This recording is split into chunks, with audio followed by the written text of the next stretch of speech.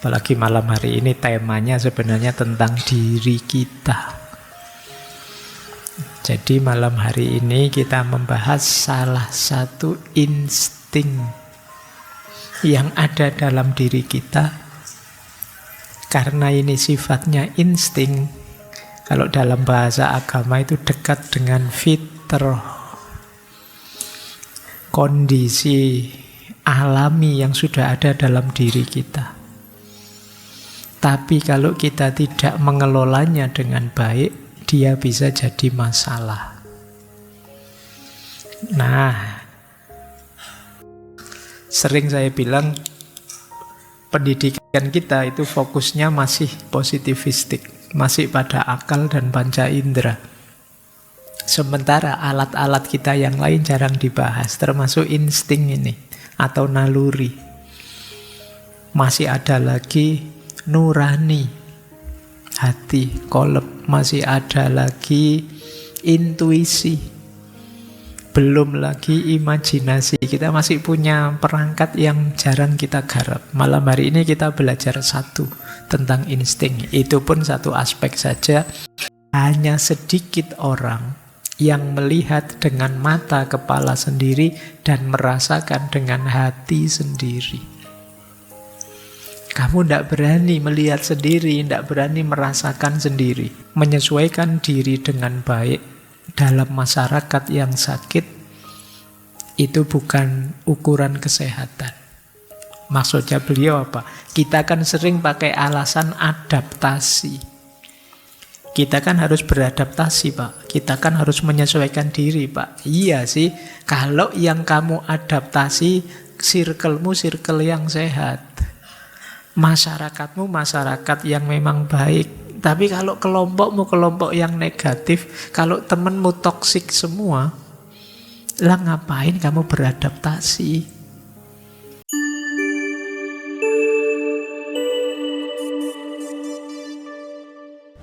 Oke, bismillah. Assalamualaikum warahmatullahi wabarakatuh.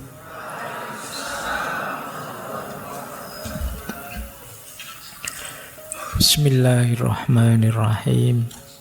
Alhamdulillahi rabbil alamin. Wa bihi nasta'inu ala umuri dunya waddin.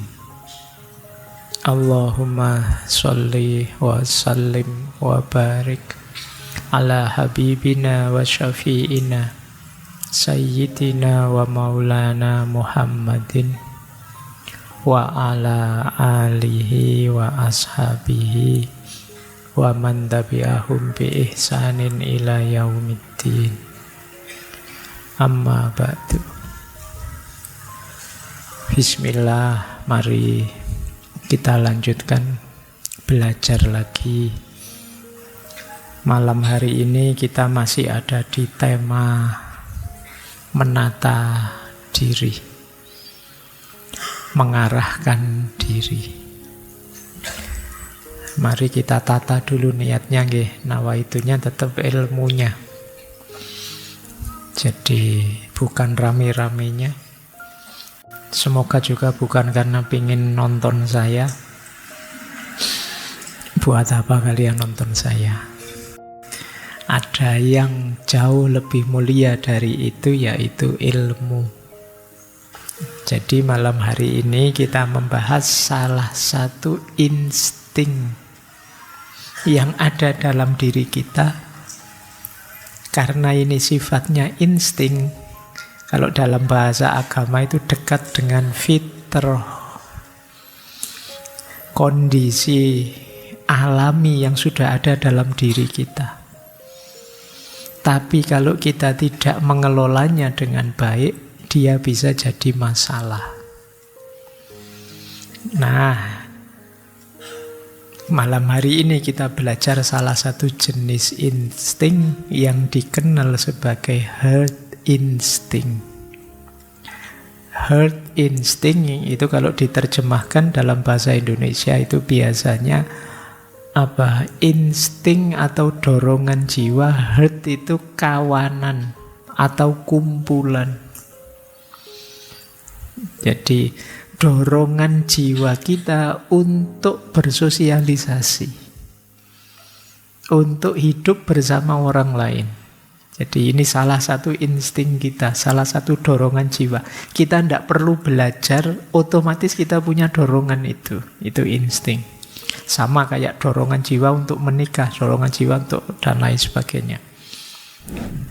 Insting itu ada yang mengkategorikan 3.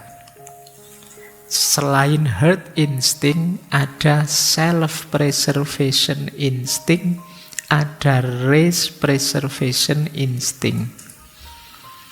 Selain dorongan untuk berkelompok, berkerumun, ada dorongan untuk menjaga diri kita. Makanya dalam diri kita ada beberapa aspek yang muncul begitu saja.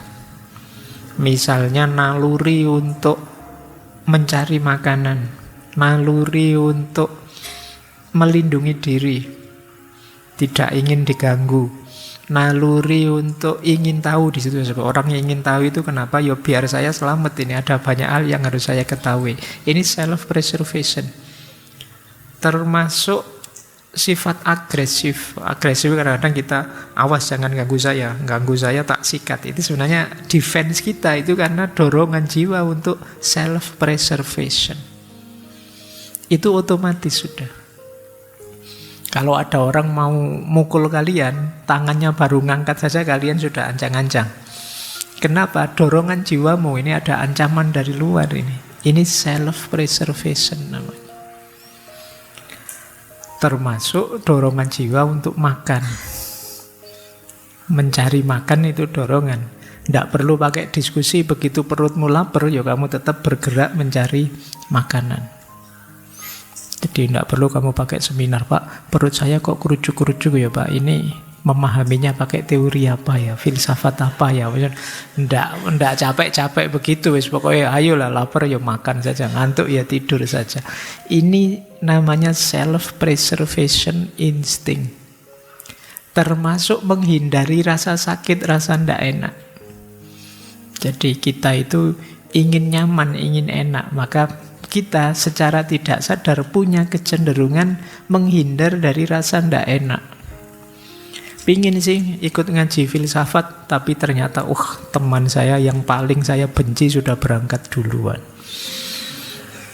Males mau ke sana, lihat wajahnya saja sudah mules aku misalnya. Jadi, kamu terus tidak jadi berangkat. Kenapa? Kamu ingin nyaman. Jadi itu salah satu dorongan jiwa, namanya self-preservation instinct. Ada lagi lebih luas, yaitu race preservation instinct. Ini dimiliki setiap orang yang berhubungan dengan kelestarian makhluk yang namanya manusia. Jadi kita itu sebagai pribadi durasi hidup kita terbatas, tapi ada dorongan dalam jiwa kita ya agar hidupnya manusia itu berlanjut terus. Ini namanya race preservation instinct. Dorongan seksual, yang cowok suka dengan yang perempuan, yang laki-laki senang dengan yang perempuan. Ini dorongan jiwa. Kalian apa pernah belajar? Saya ini laki-laki, berarti saya harus senang perempuan. Caranya senang tidak ada. Otomatis saja rasa suka itu muncul. Itu yang disebut insting. Jadi seks itu ya dorongan langsung. Jadi kalian tidak perlu, Pak saya harus belajar detail ini Pak. Tidak harus begitu, dorongan itu ada. Makanya ngapain kamu ngumpulin video-video banyak itu. Nanti kalau ditanya alasannya, loh Pak ini kan saya harus belajar Pak, harus banyak rujukan Pak, harus banyak Allah. Iya. Jadi alasanmu saja itu. Itu mungkin bisa jadi alasan kenapa sih kamu kok suka sekali video-video gitu. Jangan-jangan kamu salah mengaktualkan dorongan seksualitas dalam dirimu. Yo agama ngasih tuntunan, yo kalau memang tidak kuat yo menikahlah. Kalau hadisnya Nabi itu kan, kalau menikah tidak mampu yo puasalah. Pak tambah susah Pak, sudah Ditahan tidak bisa menikah, ditahan tidak boleh makan. Maksudnya itu mungkin semacam pengalih perhatian. Daripada kamu mikir gitu-gitu terus, mending mikir lapar ya, nanti makan apa. Jadi ini secara psikologis mungkin ke situ. Kalau kamu sedang lapar kan sudah pikiranmu diajak ke situ-situ, tidak bisa.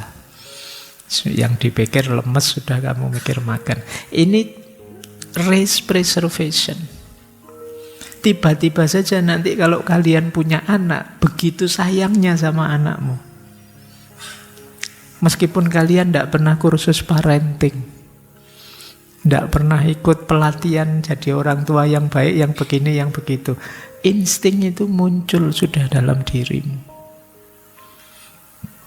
Meskipun yang seks tadi kalian tidak ikut pendidikan seks yang gimana, kan banyak itu sekarang model-model gitu.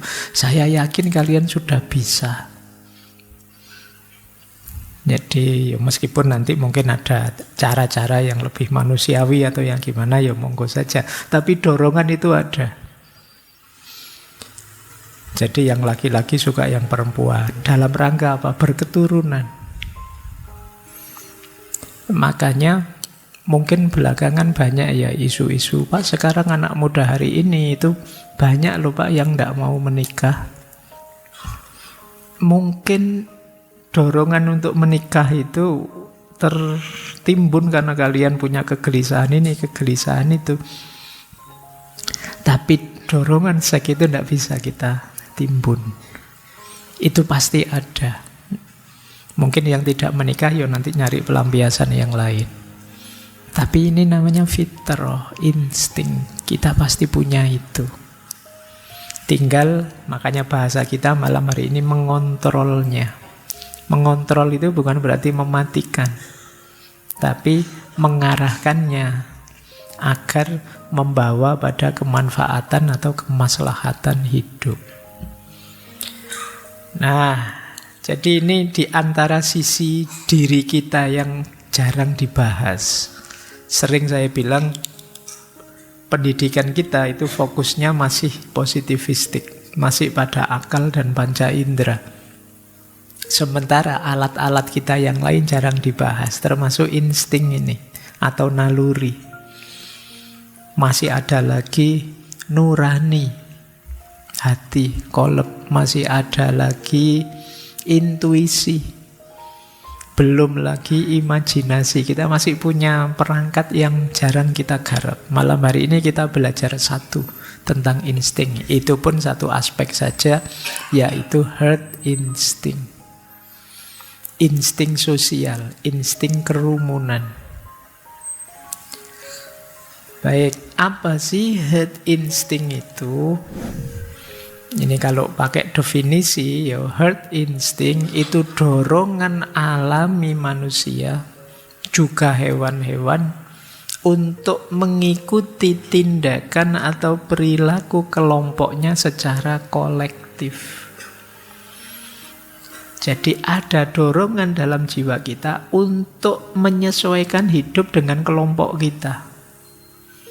Jadi, lu kelompok saya kok jalan semua ke utara, ya saya harus ke utara berarti.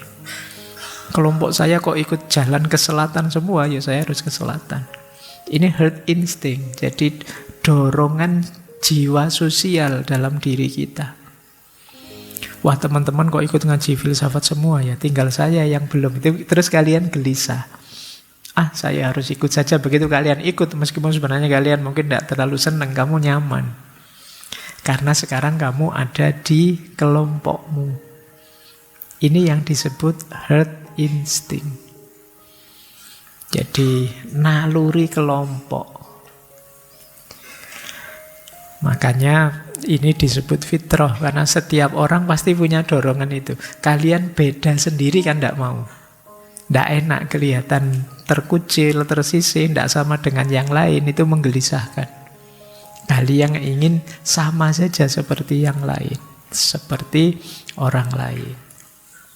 Baik. Jadi ketika kita menyesuaikan diri dengan banyak orang, ketika kita memutuskan sesuatu, tapi sebenarnya itu bukan mau kita, tapi maunya kelompok kita. Dan kita nyaman dengan itu. Meskipun mungkin dalam banyak hal kadang-kadang kita tidak cocok, tidak setuju. Tapi tidak apa-apalah. Pokoknya keputusannya orang banyak saya ikuti. Ini namanya herd instinct. Dulu pernah ya kita membahas kebenaran. Ada kebenaran itu yang sifatnya objektif. Ada kebenaran itu yang sifatnya subjektif. Ada kebenaran itu yang sifatnya intersubjektif. Nah, dalam kerumunan, dalam kawanan, dalam kelompok, ini kebenarannya sifatnya intersubjektif. Sifatnya kesepakatan. Begitu kita sepakati, ya dia jadi kebenaran. Yuk, untuk kos-kosan kita, misalnya kalau kuliah, pakai baju hitam-hitam terus yuk. Nah, ini namanya kebenaran pakai baju hitam, itu namanya intersubjektif.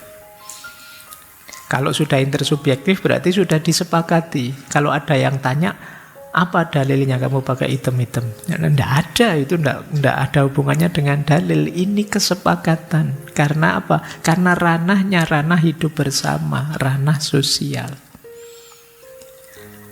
Kenapa kok ada begitu? Ya karena ada dorongan dalam jiwa kita untuk hidup bersama orang lain. Kalau kita hanya mengandalkan kebenaran subjektif-subjektif saja, kemungkinan konfliknya besar. Dan itu tidak nyaman, tidak enak kan kalau hidup itu masing-masing egois, subjektif-subjektif, padahal kita ada di ruang yang sama.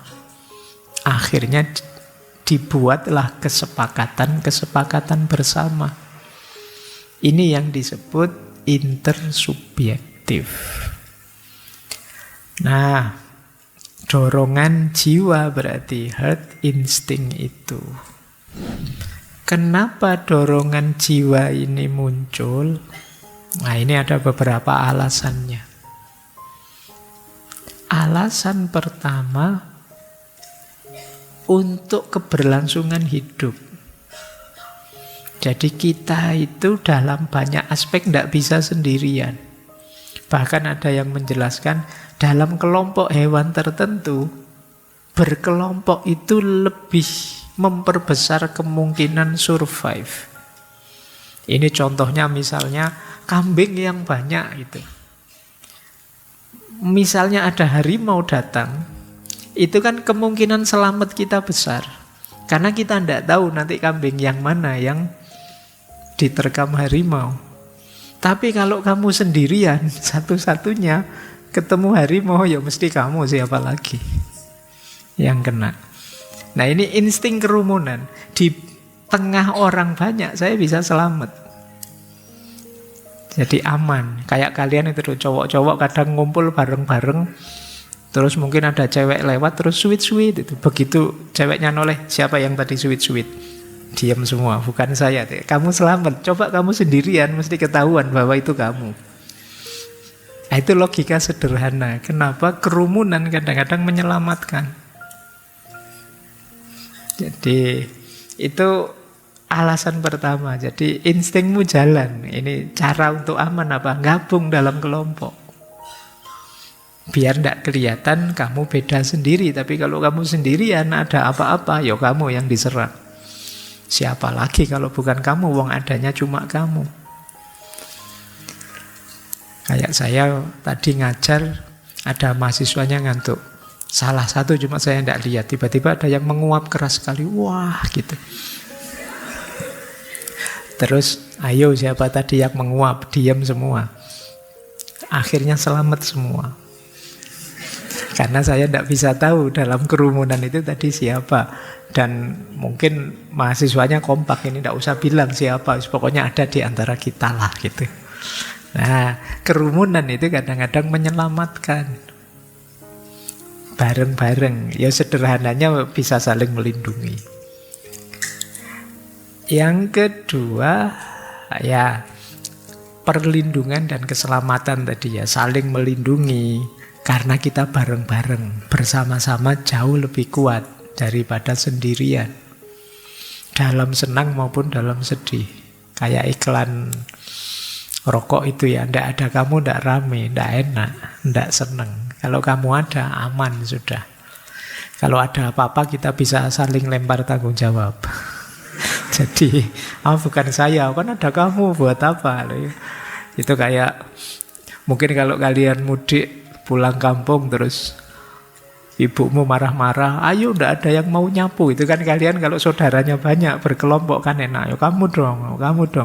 Ibumu capek ini harus dimarahi satu-satu ya capek. Tapi kalau kamu pas sendirian di rumah, yang nyapu siapa? Yang buang sampah siapa? Mau ndak mau ya kamu. Nah, itu alasannya kenapa banyak orang itu lebih safe, lebih aman. Yang ketiga, resikonya jadi minimal. Barang berat kalau dijinjing bareng-bareng jadi ringan. Barang ringan kalau tidak dikerjakan ya tidak selesai. Jadi tapi kalau banyak temannya lebih enak.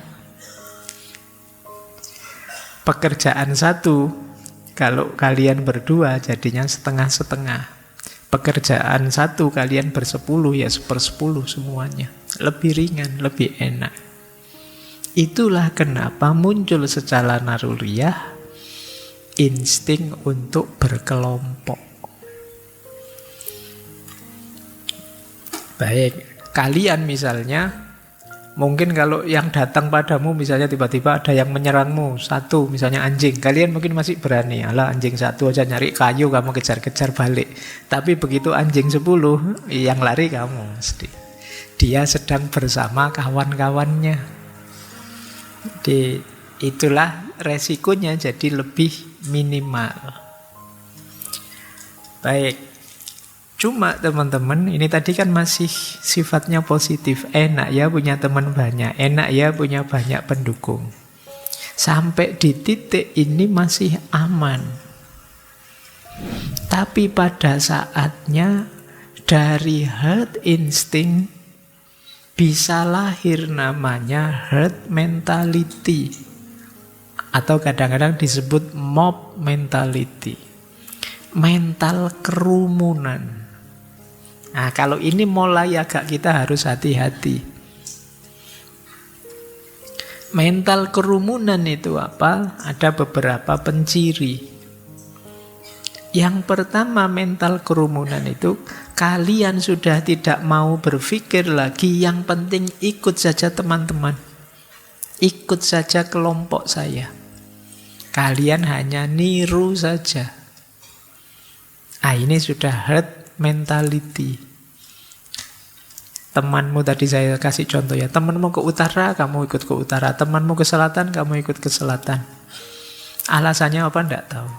Itu kan kayak film-film humor zaman dulu ya, kayak film Dono Kasino Indro itu ada satu meja orang, yang satu ngasih roti, ditiru kasih roti, kasih daging, ditiru kasih daging, dikasih apa, ditiru kasih apa. Kamu hanya niru saja, tidak ngerti alasannya. Begitu mau kamu makan, ternyata orang yang kamu tiru ngasih makan anjing di bawah. Itu kan tidak nyambung. Kamu ikut saja karena tidak tahu tujuannya, kamu manut saja. Ternyata arahnya tidak seperti yang kalian bayangkan. Jadi mengikuti kelompok tanpa berpikir, tanpa mempertimbangkan kelompokmu sedang apa, tujuannya apa. Ya mereka melakukan itu alasannya apa. Yang penting mereka melakukan saja, kamu ikut melakukan. Kalau tiba-tiba saya noleh ke kanan sambil lihat ke atas, sebagian besar mesti ikut saya lihat ke atas. Tanpa sadar, loh alasannya apa kok tiba-tiba Pak Faiz noleh lihat ke atas. Nah, itu cirinya manusia. Terpengaruh oleh kelompoknya, sehingga akhirnya dia hanya ikut-ikutan saja. Berarti kalian mulai kena herd mentality ini. Yang kedua, cirinya orang herd mentality, melakukan apapun kalian memerlukan validasi atau persetujuan orang lain. Atau setidaknya menghindari tidak dinilai negatif oleh orang lain. Ini ciri kedua. Kadang pakai baju saja kalian mikirnya ini nanti teman-teman komentar enggak ya? Seneng ya dengan yang saya pakai. Saya suka sih baju ini, tapi nanti jangan-jangan ada yang komen. Nanti jangan-jangan ada yang tidak suka. Ini pertimbangan-pertimbangan seperti ini salah satu ciri bahwa kalian mulai tenggelam dalam kerumunan. Kalian mulai hilang. Dirimu sendiri sudah tidak ada. Yang selalu jadi pertimbanganmu adalah pendapatnya orang lain, pikirannya orang lain, komentarnya orang lain. Berarti kalian sudah mulai herd mentality. Pak, teman-teman saya itu sekarang pakai jeans semua, Pak, celananya. Tidak ada yang pakai sarung. Padahal saya senangnya pakai sarung loh. Tapi kan kalau nanti saya pakai sarung sendirian, nanti saya dianggap tidak update, dianggap wah, terus akhirnya kamu memaksakan diri pakai jeans dan kamu merasa sangat tidak nyaman dan tersiksa misalnya. Nah ini contoh, berarti kamu terkena sindrom herd mentality. Mentalmu sudah mental kerumunan, kamu tidak berani mengekspresikan keinginanmu sendiri. Karena khawatir nanti kalau saya ekspresikan nanti diketawain. Nanti dikomentari jelek, nanti dapat jempol ke bawah, nanti pokoknya pertimbanganmu itu semua. Berarti kamu sudah mulai tenggelam dalam kerumunan. Yang ketiga, biasanya tanpa berpikir panjang kita menyesuaikan dengan yang difikirkan atau dilakukan banyak orang. Hari ini trennya apa, kita ikut ke sana, tidak pakai mikir. Ini berarti kita sudah terjebak dalam herd mentality. Kalau kita sudah masuk dalam kelompok, kitanya hilang. Yang tersisa adalah kelompoknya. Makanya dalam filsafat itu dulu kita pernah belajar Martin Heidegger. Boleh dicari rekaman filsafatnya. Dia bilang manusia itu ada dua jenis. Yang pertama manusia kategori Dasein, yang kedua manusia kategori Dasman. Dasein itu manusia yang otentik. Dia bisa jadi dirinya sendiri, mengekspresikan, menyampaikan, mengaktualkan apa yang ada di pikirannya. Tapi ada manusia yang kategori Dasman, yang dia tenggelam dalam realitas, tenggelam dalam kerumunan. Dirinya tidak ada orang Dasman itu. Yang ada kerumunannya. Pencirimu tidak ada. Pencirimu adalah penciri kelompokmu. Kalian tidak unik sama sekali. Orang tidak nganggap kehadiranmu. Karena tidak memberi efek apa-apa. Ibarat main film, kalau kalian Dasman itu kalian pemain figuran. Tidak penting, hanya jadi background. Ya biar adegannya kelihatan natural, lengkap, kalian dihadirkan. Tapi kalian bukan pemeran utama. Nah ini menyakitkan kan pemain. Kalau kalian main film kok cuma 5 menit bagian lewat saja, itu pun dipotong, wajahnya tidak kelihatan pas ngadep sana misalnya. Nah, itu mengerikan hidup yang seperti itu. Nah itu namanya Dasman. Baik. Bahkan teman terdekatmu juga kadang-kadang lupa namamu. Itu lebih ngeri lagi. Siapa tadi? Dosenmu juga lupa kamu namanya siapa gitu. Kalau ketemu, lu dulu mahasiswa saya ya? Iya Pak gitu. Oke, coba kalau kamu ketemu gurumu atau dosenmu yang lama, itu mesti, kalau kalian tidak sangat istimewa, beliau lupa namamu. Saya sering itu, Pak saya dulu mahasiswanya ya, gitu. Pura-pura ingat saja. Padahal lupa. Oke ya, kenapa bisa begitu? Karena selama ini mungkin saya mengingatnya, yos pokoknya kamu temennya ini toh, sak kelas sama ini toh. Nah yang namanya saya sebut itu biasanya dia yang otentik, karena itu berkesan. Jadi kalau kamu misalnya ketemu siapa dari masa lalumu, terus bukan kamu yang diingat tapi temenmu, oh kamu temennya inilah, berarti yang diingat temanmu bukan kamu. Berarti kamu pemain figuran tadi. Jadi kamu tidak terlalu penting bagi dia. Baik, kita lanjutkan ya. Jadi kalau kalian sudah punya ciri-ciri ini, berarti kalian sudah kena penyakit herd mentality. atau mob mentality.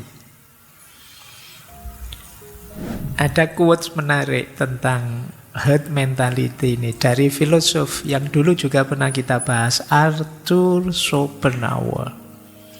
Kata dia, kita mengorbankan 3/4 dari diri kita untuk jadi seperti orang lain.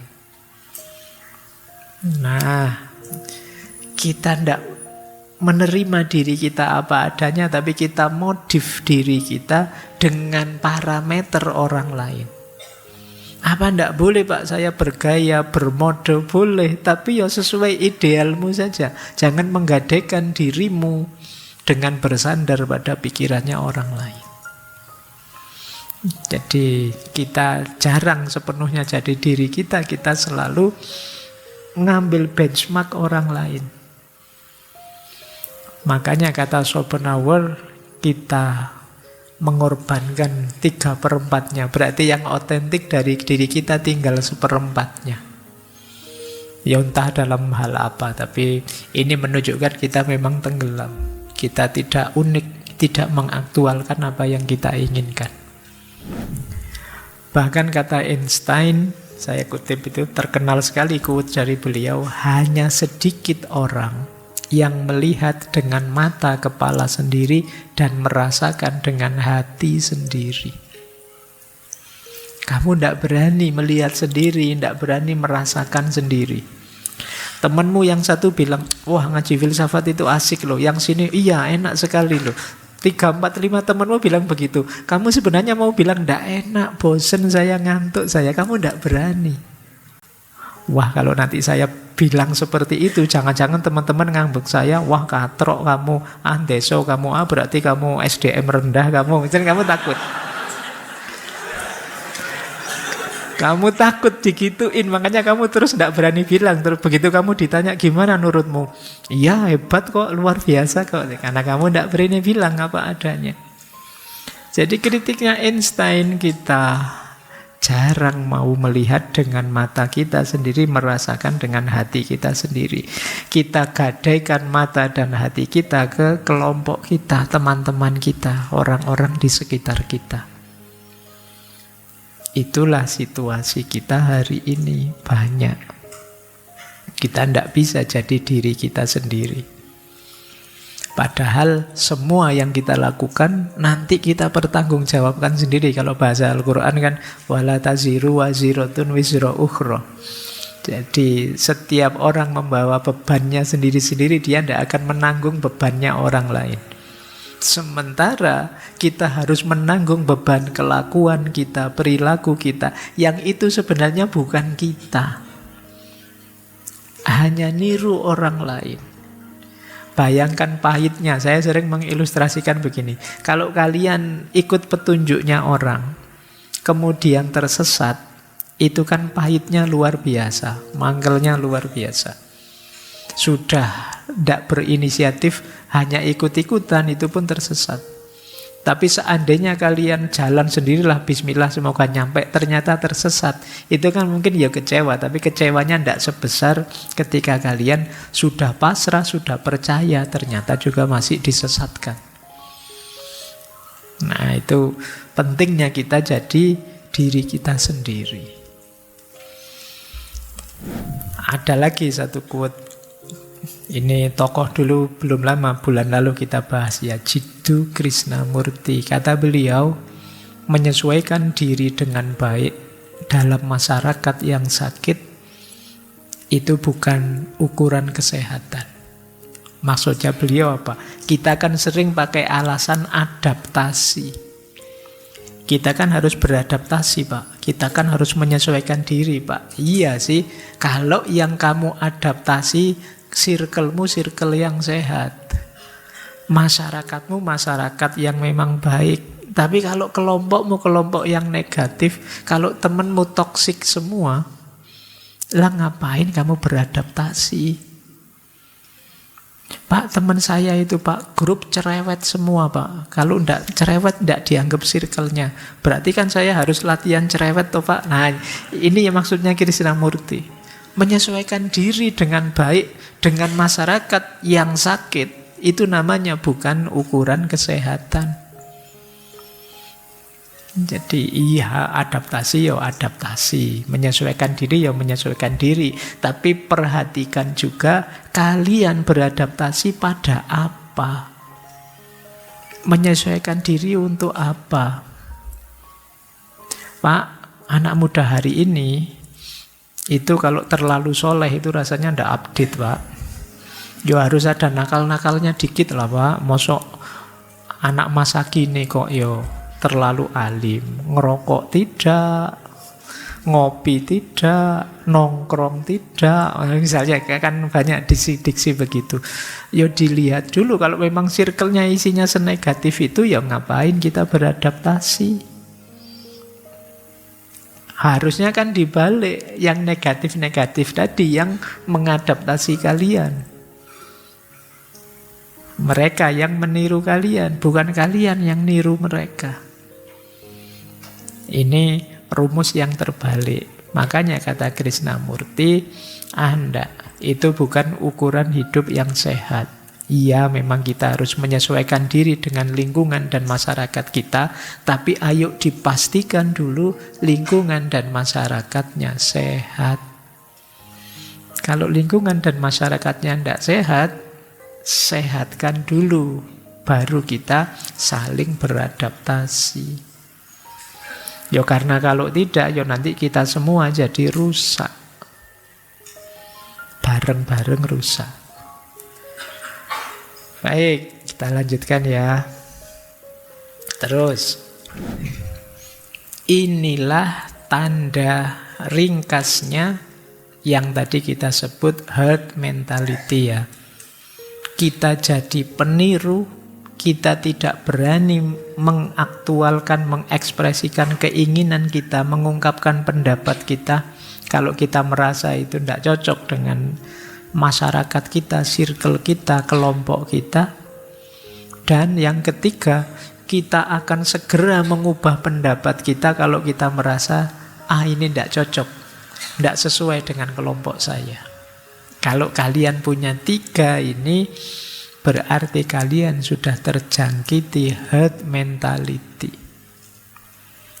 Herd instinct tadi manusiawi, manusia punya dorongan sosial. Tapi kalau herd instinct itu tidak terkendali menjadi herd mentality, mentalitas kerumunan, kalian sedang kehilangan dirimu sendiri di tengah kerumunan.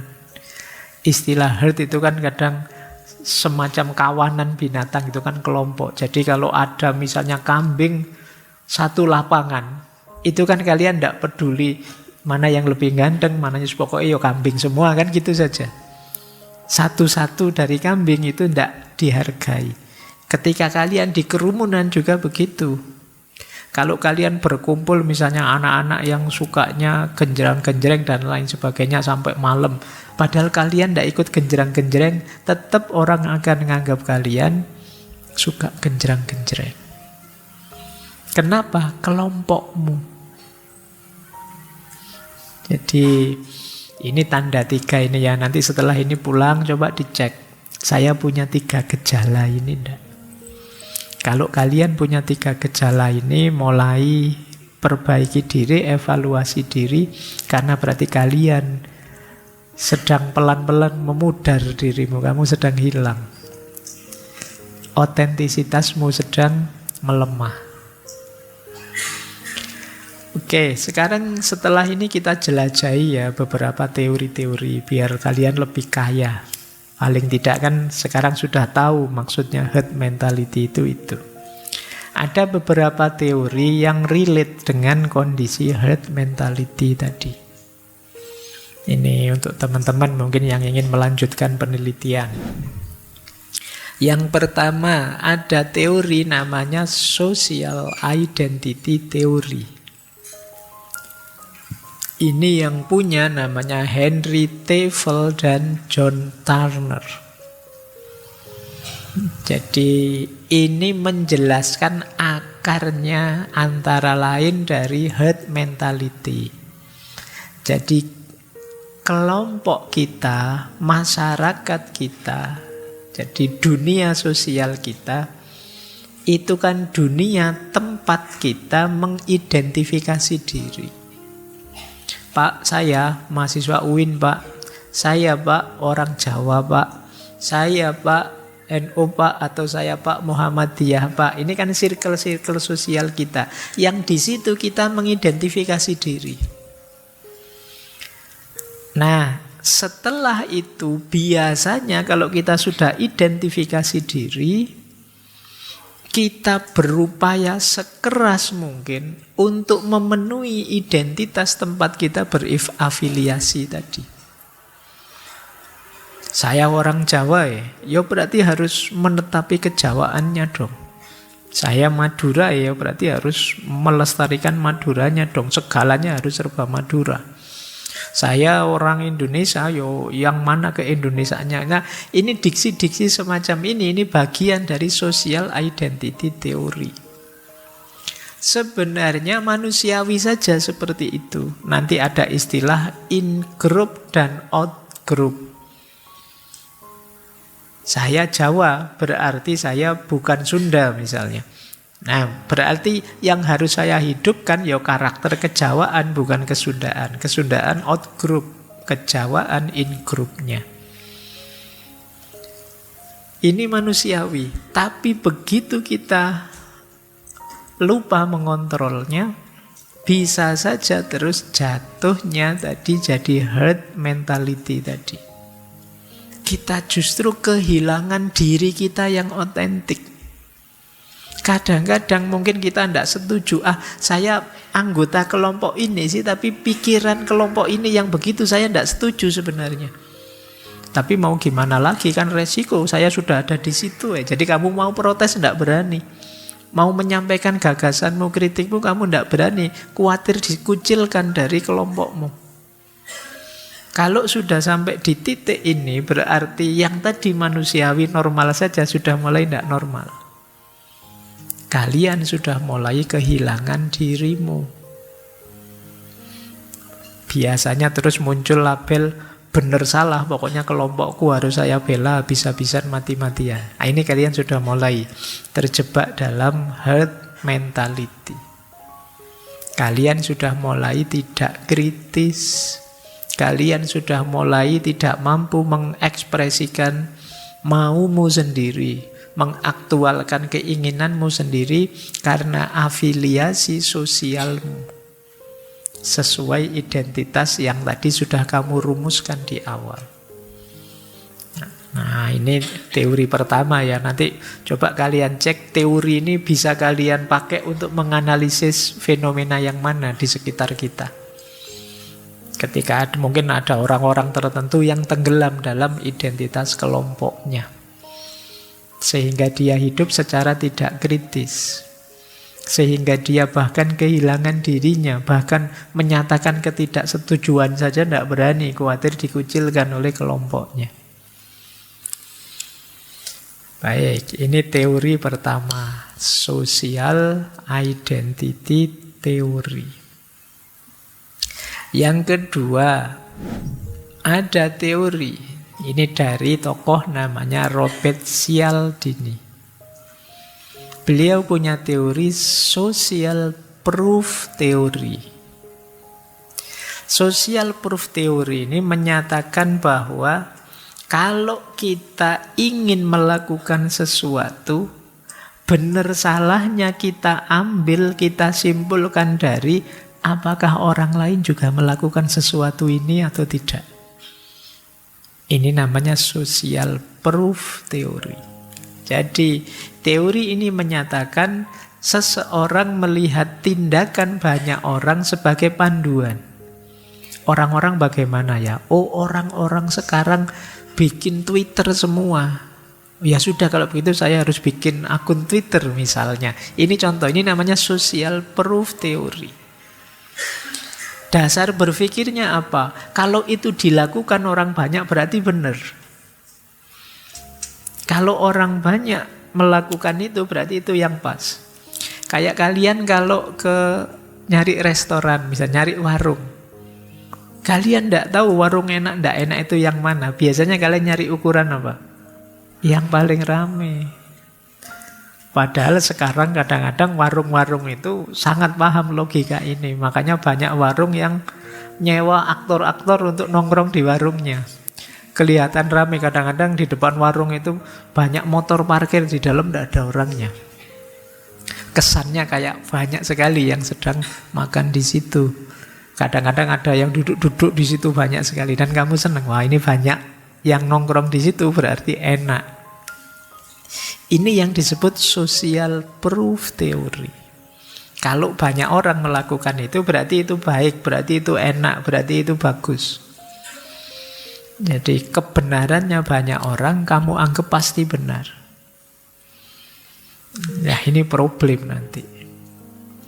Jadi misalnya kamu di kelas, sebagian besar temenmu bilang bahwa kuliah itu tidak perlu rajin-rajin amat dapat apa. Terus kamu ikut, kalau gitu saya harus sekali-sekali bolos biar seperti teman-teman yang lain.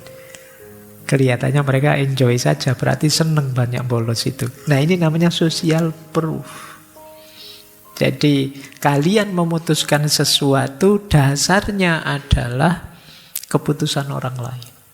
Ini sebenarnya juga menunjukkan kalian bukan dirimu, kalian hilang sebenarnya. Jadi ini yang disebut mentalitas kawanan, herd mentality. Buktinya sesuatu benar ya karena diikuti banyak orang, karena viral, karena booming, karena apa istilahmu hari ini, karena hype. Nah, karena hype berarti itu benar. Banyak orang kok nge-share ini, kemungkinan ini benar. Makanya ada yang bilang hoax itu ketika diulang-ulang, pada akhirnya akan dianggap benar.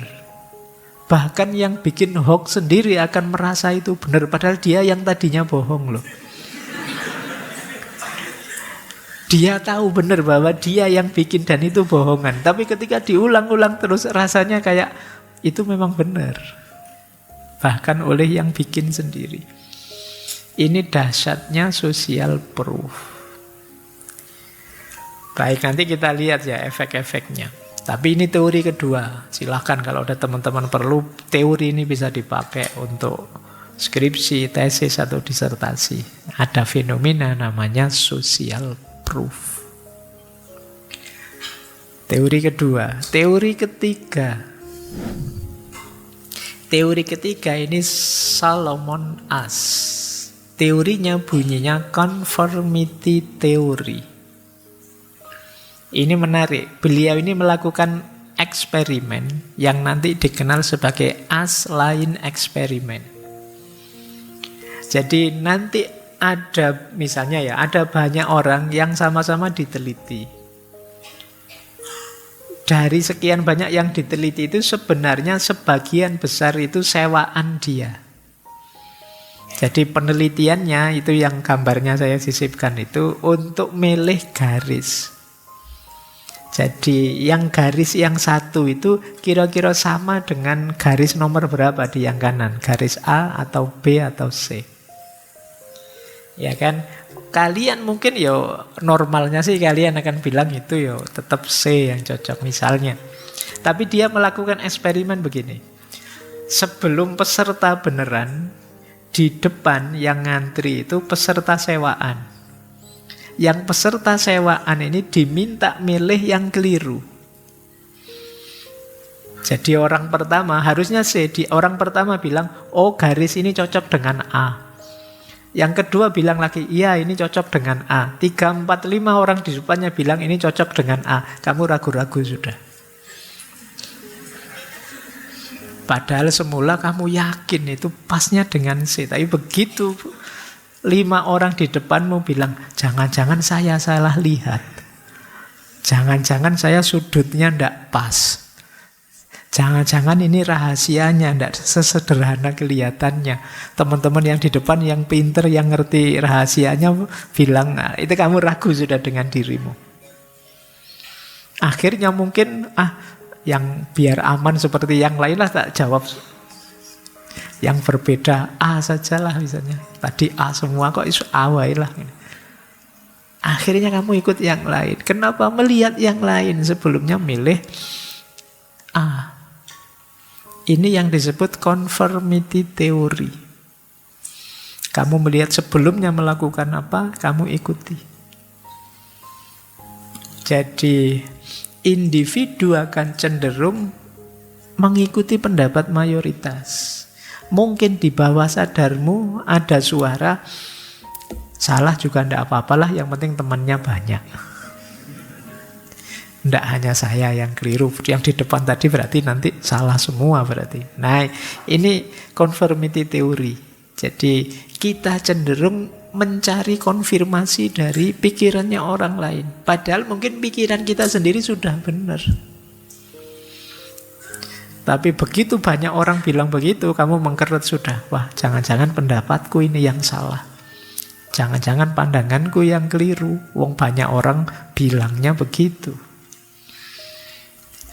Saya jamin misalnya ya, kalian, ini contoh awur-awuran, kalian punya pacar yang tidak terlalu cakep.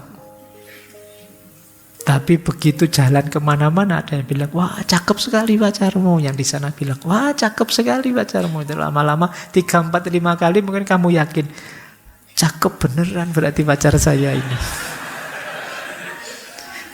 Itu namanya conformity theory. Dan ini kadang yang mengkhawatirkan. Karena apa? Bangsa kita itu kadang-kadang dikenal suka basa-basi. Ya kan? Kalian pulang kampung, ketemu tetanggamu 5-10, tiap kali ketemu, lama nggak ketemu, tambah ganteng aja gitu. Nanti tetangga yang lain, oh iya tambah cakep saja. Lama-lama kamu merasa, berarti aku ini cakep beneran ya. Padahal mungkin tetanggamu ya basa-basi saja, ya biasalah kalau ketemu gitu. Ini yang disebut conformity theory. Otak kita punya kecenderungan seperti itu. Nah, kita lanjutkan ya. Jadi ini teori ketiga. Ada banyak fenomena lahir karena conformity theory. Nanti Solomon Asch punya istilah normative social influence. Apa normative social influence itu? Tekanan untuk mengikuti norma kelompok karena takut dihakimi atau takut dikucilkan. Kayak kalian misalnya, saya pingin sih Pak jawab postingan itu, tapi begitu saya jawab nanti mesti saya diserbu orang banyak oleh netizen. Akhirnya kamu diam saja atau ikut saja dengan postingan yang sudah ada. Itu namanya normative social influence. Tekanan untuk mengikuti norma kelompok karena kita takut nanti dihakimi atau dikucilkan.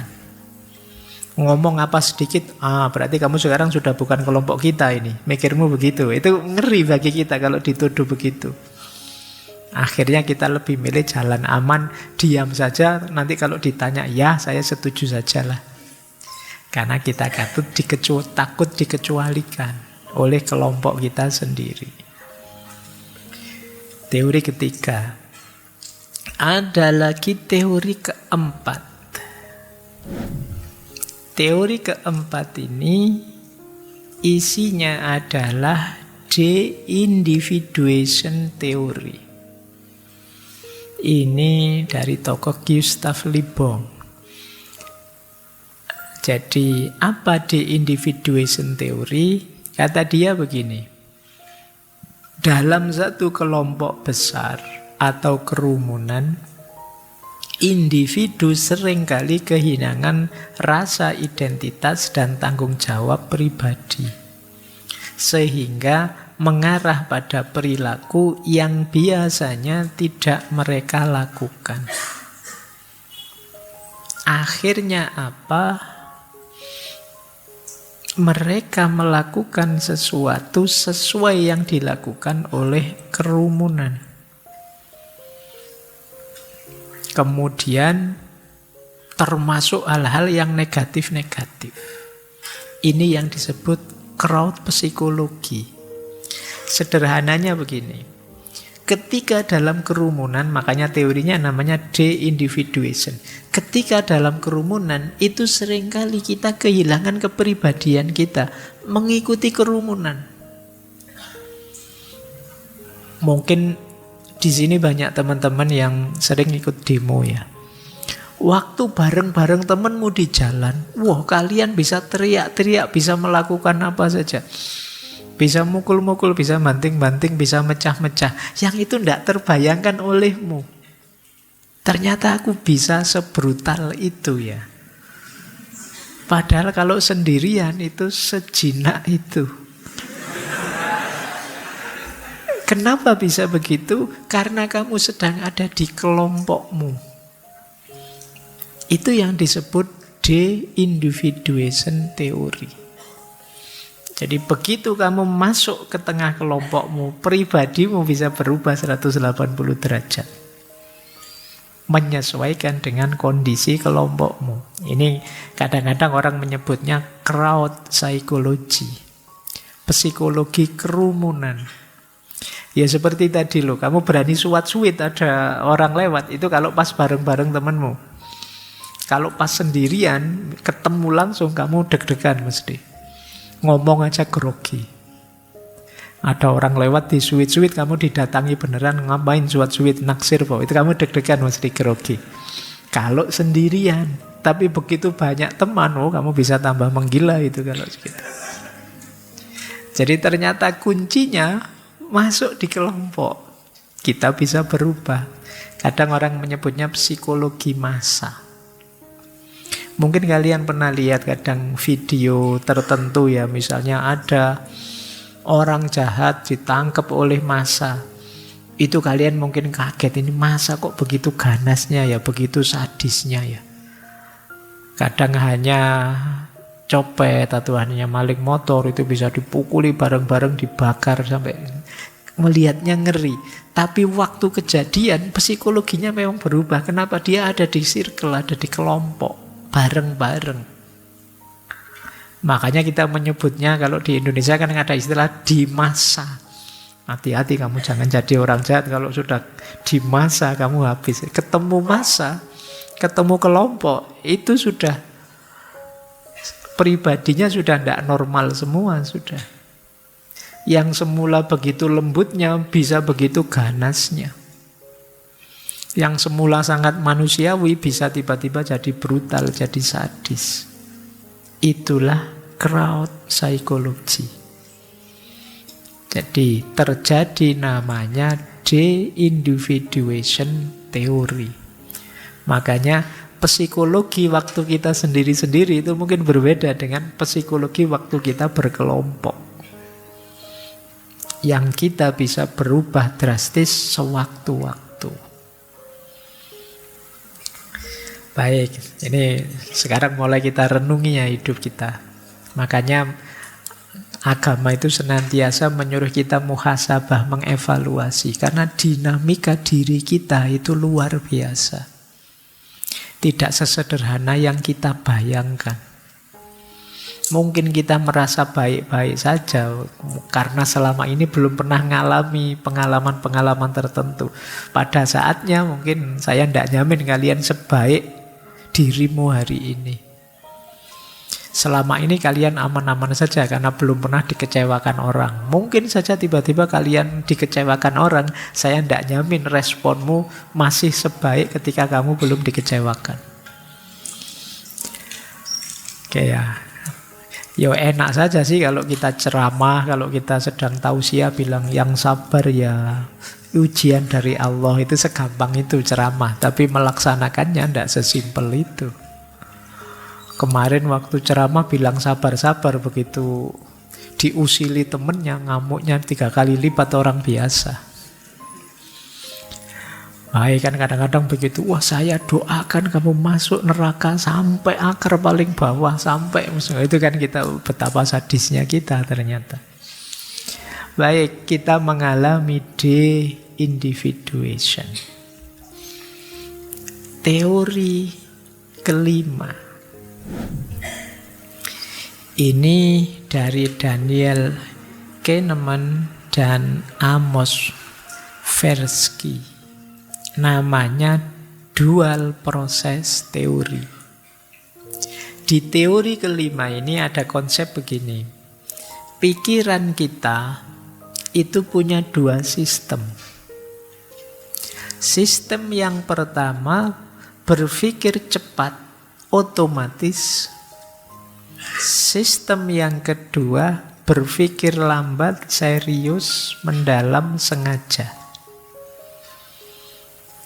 Untuk menjalankan sistem yang kedua itu biasanya kita perlu waktu menyendiri. Begitu kita masuk dalam kelompok, yang berjalan adalah sistem yang pertama. Hidup sehari-hari kita itu lebih banyak dikendalikan oleh sistem yang pertama, yang cepat, yang segera. Kadang-kadang pakai dasar biasanya begitu. Hidup kita sebagian besar yang pertama, kadang kita menyebutnya autopilot. Jalan begitu saja, kita tidak pernah mikir kok. Ya ngaji ini ya otomatis saja tiap Rebo ke sini, nanti setelah ini pulang nongkrong sebentar, terus tidur, setelah tidur bangun, setelah itu ke kampus, terus ngopi, terus otomatis saja. Dan kamu tidak melakukannya secara sadar, sehingga kalau ditanya detail, kamu jawabnya susah. Ayo minggu lalu hari Rebo kamu makan malamnya di mana? Itu kadang lupa. Ya kan? Kadang-kadang kamu ngajinya di sudut mana juga lupa. Kenapa begitu? Karena kita lebih banyak autopilot. 2 hari yang lalu pagi-pagi kamu bangunnya jam berapa? Lupa sudah, datanya kecampur dengan 3 hari yang lalu, 4 hari yang lalu, minggu lalu. Kenapa? Kalian tidak melakukannya secara sadar, serius. Jadi yang banyak bekerja itu sistem pertama, yang autopilot saja. Cirinya gampang lah, kalian sering kaget. Tiba-tiba sudah seminggu. Ya kan? Cepat sekali ya, minggu depan sudah waktunya tugas kelompok saya. Kan? Itu menunjukkan kamu tidak menikmati waktumu. Semuanya berjalan autopilot saja sudah. Itu sistem yang pertama. Dalam kelompokmu juga begitu. Biasanya rujukan sistem yang pertama itu ya kelompok. Kalau ditanya kalian bilang kok itu dilakukan, ya memang biasanya begitu, Pak. Sistem yang kedua ini yang jarang kita lakukan. Jadi biasanya yang kedua ini momen-momen kita menarik diri sebentar, bermuhasabah, merenungi, menghitung apa yang sudah kita lakukan selama ini. Apa yang harus kita lakukan selanjutnya. Ini momen sistem kedua yang bekerja. Herd mentality lahir dari sistem yang pertama. Biasanya karena kita malas mikir mendalam, enaknya sudah rutin saja, jalan ikut saja yang lain. Ini logik dari teori dual proses. Jadi ada 2 proses. Mulai sekarang coba kita perhatikan ya. Ini sedang bekerja proses kedua. Yang saya lakukan tadi itu proses pertama dan seterusnya. Baik, ada 5 teori ya, lumayan lah nanti kalau ada yang perlu untuk tesis atau skripsi, kalian bisa ngambil salah satu. Yang cocok kalau memang objeknya tentang herd mentality. Baik, kita lanjutkan ya. Efeknya herd mentality itu. Ya memang seperti saya bilang tadi, karena ini sumbernya adalah insting, naluri manusia, tentu saja ada unsur positifnya. Tetapi memang kalau sudah jadi mentalitas, herd mentality itu banyak sekali problem-problemnya, efek negatifnya. Itu kalau dirinci ya beberapa hal itu. Negatifnya apa?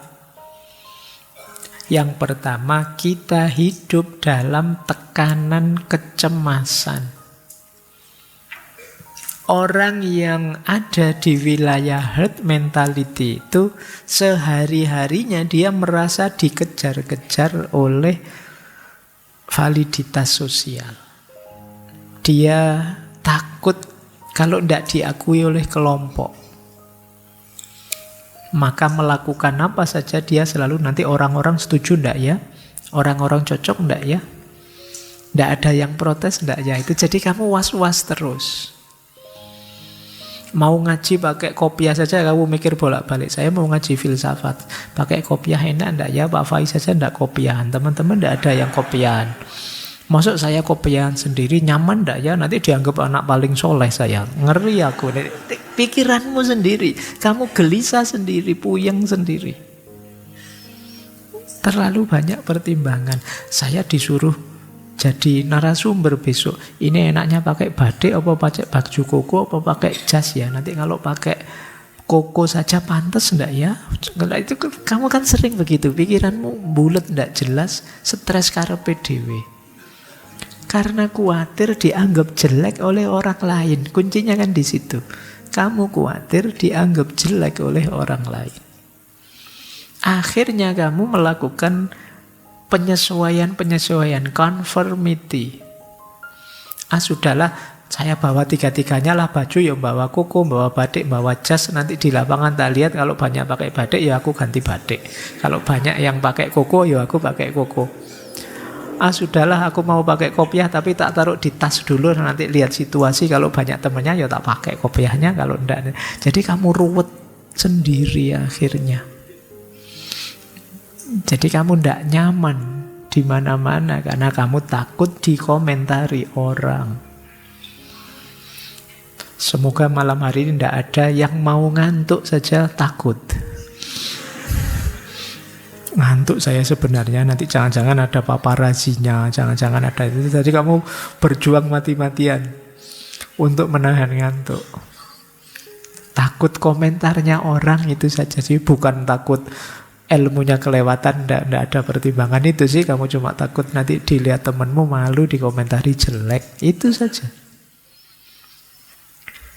Kadang-kadang nendang gelas itu pun pikiranmu kemana-mana. Ini mesti pikirannya teman-teman negatif semua ini tentang gelas ini. Padahal temanmu ya cuek semua. Paling temanmu ala ya kamu nendang sendiri, ya kamu beresin sendiri. Paling di pikirannya kan cuma itu. Tapi pikiranmu aneh-aneh. Wah, ini nanti besok mesti semua ngelirik saya ini, mesti semua itu. Jadi kalian merasa semua orang melihatmu komentari kamu. Kalian masuk ke gang, mau menuju rumah kosmo, itu pun sepanjang jalan kalian merasa semua orang melihatmu. Oh, ini mesti nonton saya semua ini. Ada yang salah ndak ya baju saya? Ada yang salah ndak ya sepatu saya? Saya kelihatan kayak gimana sih apa? Jadi kalian kalau merasa kayak orang paling penting di dunia yang semua orang akan ngomentari kamu. Ini efeknya apa? Herd mentality tadi. Efek kedua tentu saja herd mentality itu kalian kehilangan identitas, kehilangan otentisitas. Bahkan tadi depersonalisasi. Harusnya pribadimu itu lembut tapi bisa begitu ganasnya. Itu namanya depersonalisasi. Kalian kadang heran sendiri, aku kok bisa sejahat itu ya? Aku kok bisa sekurang ajar itu ya? Nggak terbayangkan. Orang sebaik saya kalau ngomong tiba-tiba keluar maki-makian sedasat. Kamu heran sendiri. Itu namanya kamu teralinasi. Kamu asing. Menganggap dirimu sendiri asing. Terjadi apa? Depersonalisasi. Dulu saya tidak begitu loh ya. Kok saya bisa sekarang? Ini juga efeknya herd mentality. Kita kehilangan otentisitas. Karena kita terlalu banyak berkompromi dalam kelompok kita. Kemudian tentu saja depresi dan rendah diri. Karena kita selalu membanding-bandingkan dengan orang lain di kelompok kita. Saya kok tidak seperti teman saya yang itu ya. Kok tidak sama dengan tokoh yang ini ya, dan lain sebagainya. Kemudian kita juga akhirnya mengalami ketergantungan pada validasi sosial, keterlibatan dalam hal-hal yang sebenarnya kita tidak setuju. Ini juga menyiksa. Saya sebenarnya tidak mau melakukan itu, tapi kalau tidak saya lakukan, saya dikucilkan oleh masyarakat. Ini menyiksa kita. Itulah efek negatifnya herd mentality. Meskipun tentu saja ada unsur positifnya, yaitu kalau kita menyesuaikan diri dengan kelompok, kita merasa aman, kita merasa didukung, ada rasa kita bagian dari kelompok. Akhirnya kita lebih percaya diri, lebih merasa tenang. Nah, itu positifnya, cuma sedikit tapi negatifnya banyak. Dan hal-hal kunci semua. Baik, jadi semoga sudah ditangkap pesan utama herd mentality malam hari ini oleh teman-teman, bahwa kita sering ada di situasi ini. Kita lihat ke isu yang berbeda lebih luas sehubungan dengan herd mentality. Ada tesis menarik. Hubungannya apa herd mentality dengan sistem sosial, sistem politik yang kita kenal, namanya demokrasi. Demokrasi itu kan suara terbanyak. Nah, ada hubungannya apa? Ya, tentu saja ada positif, ada negatifnya.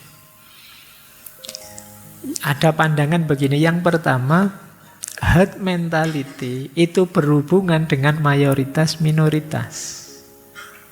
Kalau dalam demokrasi. Dalam demokrasi kan pendapat mayoritas itu dianggap sebagai suara yang paling benar, suara yang sah. Akhirnya apa? Kadang-kadang muncul herd mentality. Kapan herd mentality muncul? Ketika kita misalnya mau milih seseorang, pilkada atau presiden, kita cenderung mengikuti opininya orang banyak. Ini herd mentality. Jadi kalau kita punya mentalitas kerumunan, misalnya waktunya pemilu, ya kita akan milih bukan pilihan kita sendiri, tapi pilihannya orang yang kita anggap mayoritas. Saya mau milih calon ini sih, tapi teman-teman saya milihnya calon itu semua. Jangan-jangan saya yang kurang update infonya. Sudahlah, saya ikut yang lain saja. Jadi mentalitas kerumunan agak kurang menguntungkan dalam demokrasi, karena orang tetap tidak mengekspresikan kemauan dirinya, tapi yang penting mayoritas saja. Sebagian besar orang itu ya saya ke situ. Nah, ini salah satu aspek. Nanti kalian boleh mendiskusikannya. Terus seperti apa solusi, jalan keluar, atau mungkin ada perspektif yang berbeda. Yang kedua, kalau pemimpinnya punya mentalitas populis. Populis itu hanya mencari suara terbanyak saja, populasi terbesar saja. Biasanya mereka akan memanfaatkan herd mentality ini. Pokoknya yang dibela selalu mayoritas. Kenapa? Biar dia selalu dapat suara terbanyak.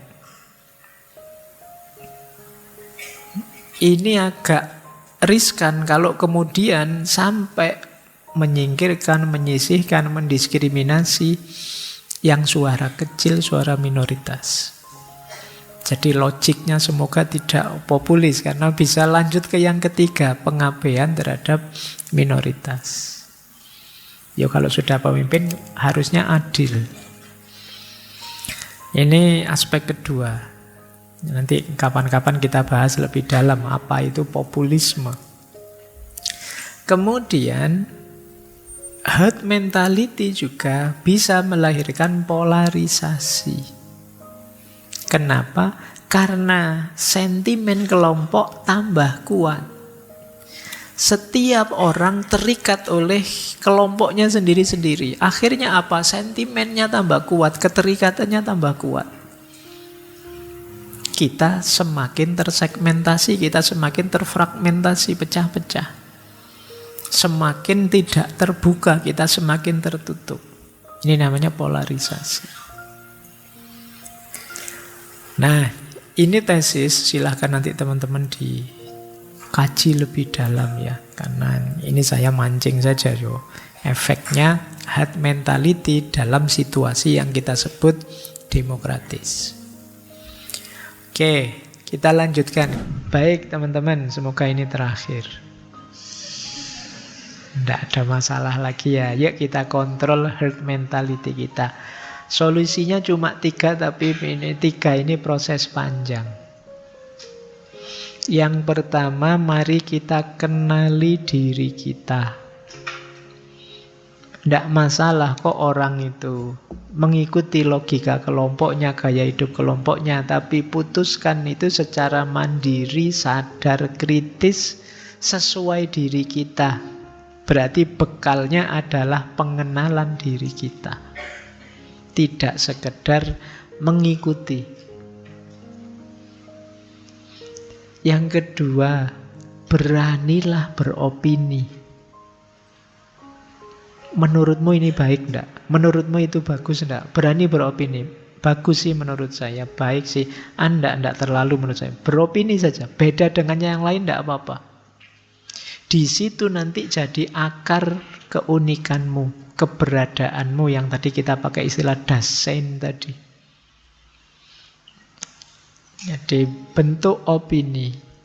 Kemudian beranilah untuk memegang teguh nilai-nilaimu. Bertindak sesuai keyakinan kita. Jangan mau kompromi kalau untuk nilai-nilai yang luhur, yang utama, yang baik, yang benar. Kalian harus berani. Enggak, itu viral sih, tapi ini bertentangan dengan prinsip saya, maka enggak akan saya ikuti. Semua orang begitu sih, tapi saya enggak begitu. Karena saya punya value ini yang harus saya pertahankan, maka enggak saya ikuti. Ini jalanmu untuk mengontrol herd mentality. Jadi dengan ini kalian akan tegak sebagai dirimu. Kalau semua orang menghadap ke sini, jadilah satu-satunya yang menghadap ke sana. Maka semua orang akan melihatmu. Tapi yang di sana, kamu bisa hilang di tengah kerumunan. Dirijen itu, leader itu di depan. Jadilah leader dengan cara apa? Menunjukkan bahwa kamu beda. Kamu punya prinsip, kamu punya pendirian.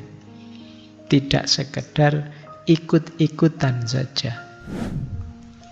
Makanya ada istilah, ada quotes yang menarik. Be heard, not heard. Membacanya sama. Meskipun tulisannya beda. Jadi bunyinya sama-sama heard. Be heard, not heard.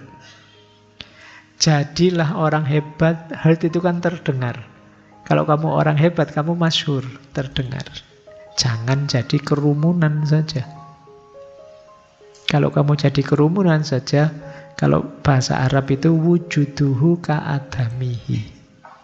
Keberadaanmu seperti tidak adanya dirimu. Jadi engkau hadir tapi tidak ada nilainya, tidak dianggap. Jadi begitu kamu datang, temanmu bilang, alah biar saja dia mau datang yang monggo, tidak datang yang monggo, tidak ada efeknya. Nah itu berarti kamu bahaya, kamu sedang lenyap, kamu sedang tidak dihitung suaramu. Maka be heard, not heard. Terakhir, semoga teman-teman tidak lupa kalimat ini dari Kanjeng Sunan Kalijogo. Angeli ananging ora keli. Mengalirlah, ikuti perkembangan zaman, tetapi jangan tenggelam, jangan lenyap. Tetaplah jadi dirimu yang punya value, yang punya pendirian, yang unik, yang berani menyatakan apa keinginanmu, mewujudkan cita-citamu, versi dirimu, tidak hanya mengalir saja, mengikuti kelompokmu, mengikuti sekelilingmu. Tapi tentu saja kalian harus mengikuti perkembangan zaman. Angeli, mengalirlah. Nanging ora keli, tapi jangan sampai kamu tenggelam. Ini mungkin menurut saya quote yang paling pas untuk malam hari ini. Karena tadi ya, herd instinct, dorongan untuk bersosialisasi, berkelompok itu natural, alami. Tapi jangan berlebihan, kita harus bisa mengontrolnya. Ayo kita mengalir mengikuti herd instinct, tapi jangan jatuh pada herd mentality, jangan tenggelam, jangan kehilangan diri kita. Termasuk di dunia digital.